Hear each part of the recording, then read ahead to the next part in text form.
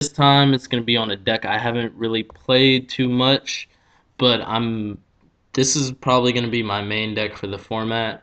Mainly because I'm trying to get better at seeing ambiguous plays and doing thinking outside of the box. So I'm gonna be playing psychics. Uh, this deck is really hard to play, and that's why I like it, because you don't really luck sack anybody. It's all about skill and finesse. It makes me feel like I'm playing the fucking piano when I'm playing against an opponent and I'm beating the shit out of them. I don't feel like I'm doing the same thing over and over and over again. So that's is my main reason for playing the deck. And Redox is too fucking good in this deck. First off, to start off the deck profile is going to be two card troopers. If you don't see card trooper, it's kind of hard to win, but you still can win without the card trooper. But you have to really be you have to get a lot of other cards if you don't see card trooper, because card trooper mills your earths to the grave and basically kickstarts the deck. Two effect veilers. Um, I'm using effect veilers this format because it's too good. I want to bump it up to three, but sometimes it doesn't go with the synergy of the deck in a sense. I mean, it's always nice to stop your opponent, but if you can't get the grave control you need, then drawing a bunch of Veilers is kind of bad. Esper Girl at 1. This card you do not want to draw at all. It's fine to mill it, it's fine to banish it by other means, but you do not want to draw this card, because you're basically gonna waste a turn setting her and then passing turn. It's so shitty to draw. Gores, because I don't run any back row, no traps. It's kind of weird that in a format without heavy storm, now I decide to run a deck without traps. Because I was getting heavy stormed left and right. You have no idea. Triple Grand Soil. This card is fucking broken. Uh, I'm surprised that it hasn't shot up in price. I think I think it's at like 10 to 15 bucks now though. It used to be like 6 to 8. Now it's going up because a lot of Earth decks are on the rise. Um, Maxi at 2. The only reason why I'm main decking Maxis is because graveyard control. If I have four Earths in grave and I need to go into Grand Soul to push for game, I could just drop a Maxi during my turn and have the fifth. It's really good in this deck. Grand Mole, Neo-Spacian Grand Mole. This card is so fucking good. I mean, with Redox, you always have a Grand Mole until they deprison it. This card is too good this format, last format, and I'm kind of depressed that it didn't go to 2, because I'd be Grand Moling all of my opponent's Xyz monsters. Oh, what's up, Ophion? Grand Mole, bitch. Psychic Commander. When a psychic type monster you control's battles, during the damage step, you can pay life points in multiples of 100, maximum of 500, to have the monster it's battling lose that much attack and defense until the end phase.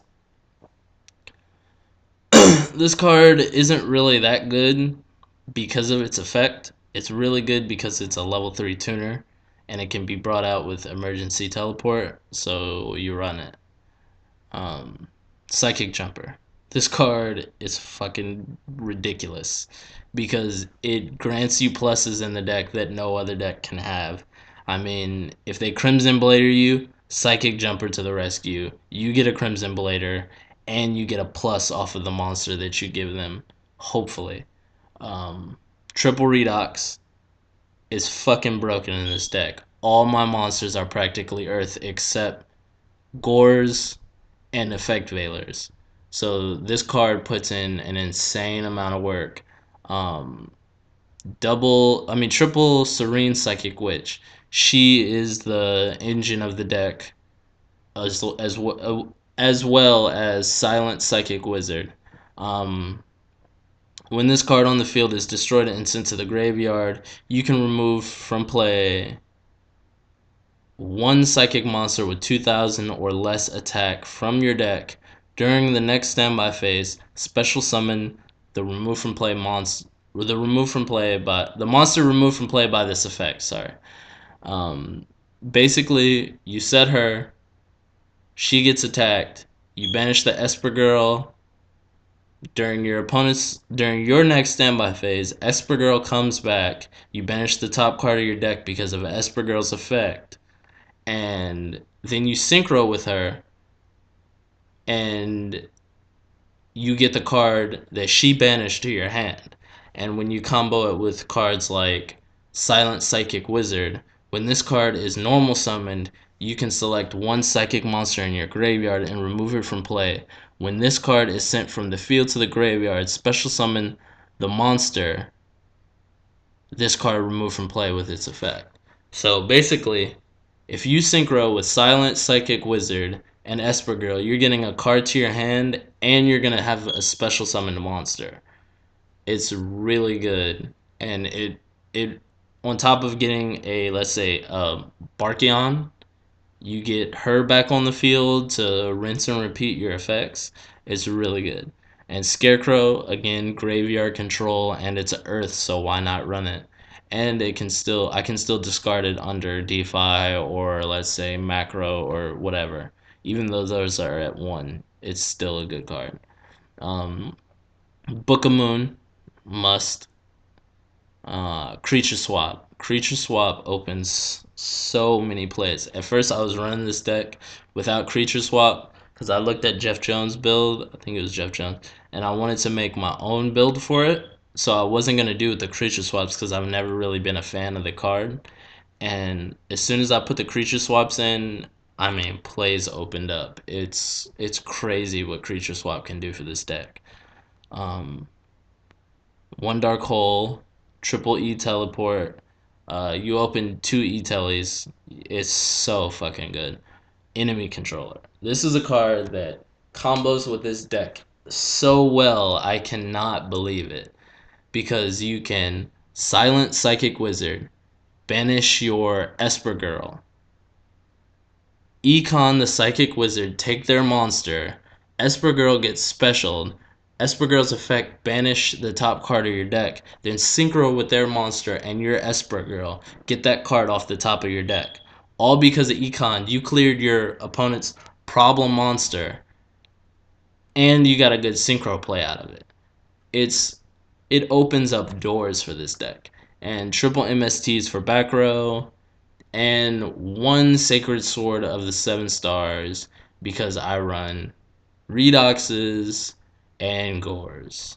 And it's really, really nice to open with Redox and 7-star Sword on the first turn because then you just sword and you +1. It's pretty nice. Um, Now let's get into the extra deck. One Cataster. Now this extra deck, it's really tight.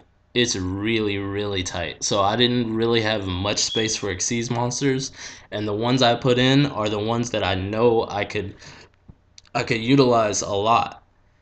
And so starting off will be Cataster for obvious reasons. Get over problem non-dark monsters. Um, Armades, if I think my opponent has battle faders, whatever. Armades free 23 damage. They can't drop Trag, they can't drop Gores, they can't Honest. It's too good. Black Rose, blow up the field, reset, drop Grand Soils. It puts in work. Crimson Blader for problem decks. Fucking frogs sometimes somehow always find a way over my Crimson Blader. I can't believe it. And HTS Psyhemoth.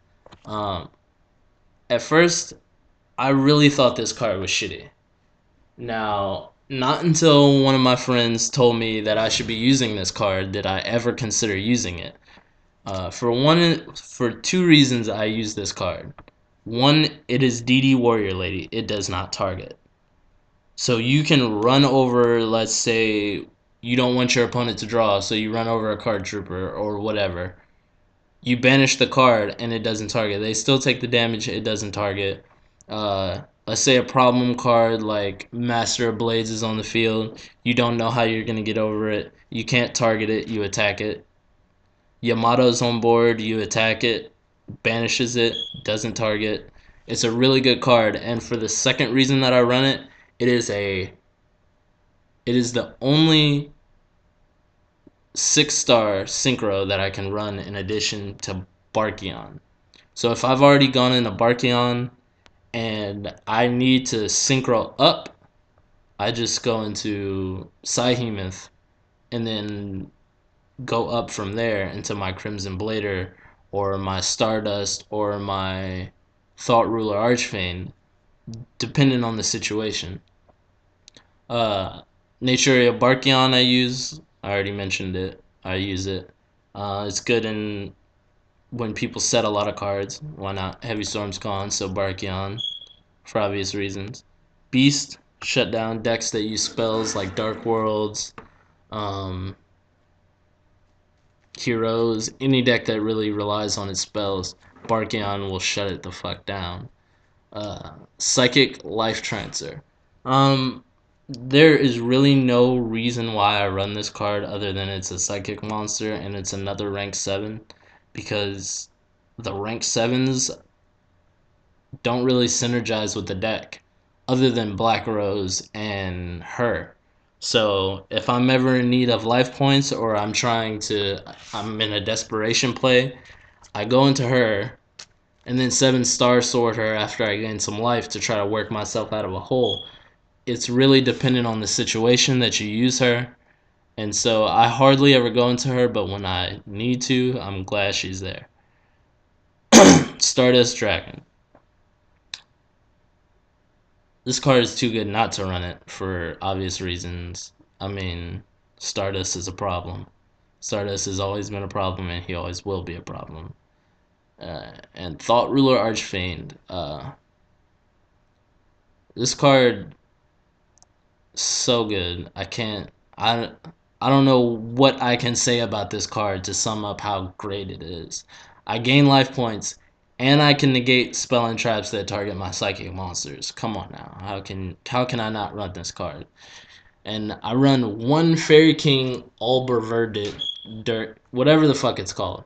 Because one, I don't really go into ranks that much.